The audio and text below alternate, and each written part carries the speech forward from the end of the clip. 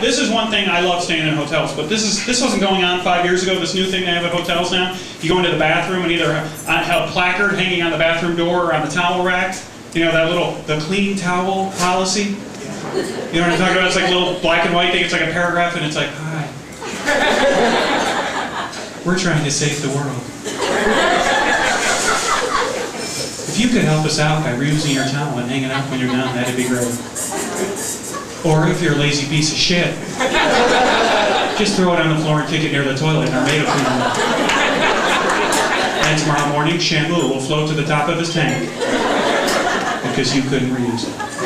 Isn't it the most guilt-ridden thing you've ever seen to make you reuse the towel? Look, they're not doing it to save the environment. They're doing it to save some money. To save Maria, the cleaning lady, a couple extra loads of laundry at the end of the day. The best one I ever saw was a couple weeks ago. Instead of just a white one with, you know, black lettering, it was multicolored. It was like an aquarium colored, you know, and then at the top it had a little circle on top of the paragraph. It had the paragraph that said, you know, hang it up if you reuse it again, or put it on the floor and we'll get you a new one. But on the top of it there was a circle, and in the circle there was a dolphin. Okay, but not a whole dolphin, just his head. Okay? And he was smiling. He was like,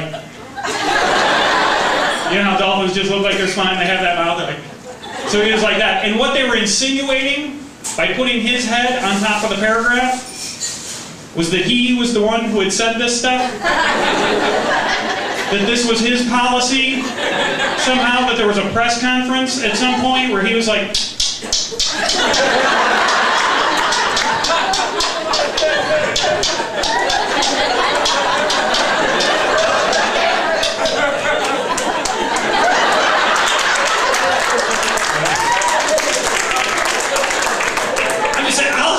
with the policy, just be honest. It's that we're not doing this for the dolphin, you know. Put the illegal immigrant cleaning lady in the circle like, okay, I've been cleaning up your shit all day. Your beer bottles and making your bed. I'd like to go home before midnight, maybe. Let's be honest, at home you don't wash that bath towel but every 5 weeks.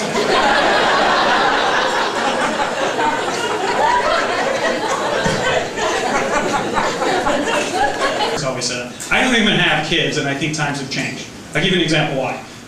When I was a kid, my dad used to take me to the bar with him. Okay, it seemed like knowing laughter and nodding from half the crowd. The other half is like, what the hell? That is totally inappropriate. That is unacceptable. And you know what, now that I'm an adult, I realize probably a bad idea on my dad's part, okay? But I'll admit to you, when I was younger, I loved it. When I was a kid, my dad would take me to the bar with him. The guys hanging out with him, they'd be totally cool to me. You know, they'd like pat me on the back. They'd flip me a quarter, like, here you go, kid, go play some Pac-Man or pinball. You know, they'd pat me on the back. When they pat me on the back, they'd give me a little wink. And the wink made me feel like I was one of the guys. You know, one of the men. I felt good about myself, like I was a man, you know. I was like, wow, when I grow up, I want to be that kind of guy, you know.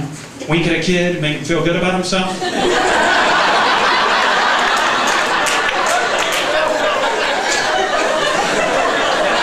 Have changed. You wink at a kid, he's not feeling good about himself. He's telling an adult. And possibly a jury. At some point. And you can't explain that away. No one, jury or parents, will accept your explanation on that. You can't go, no, look, you don't understand. Look, he was just a cute kid. Not cute. Not cute at all. I don't think he's cute. I was just going to give him a quarter for nothing. Or whatever he wanted to use it for. Look, you don't understand. Let me explain. Look, men used to do it to me when I was a kid. So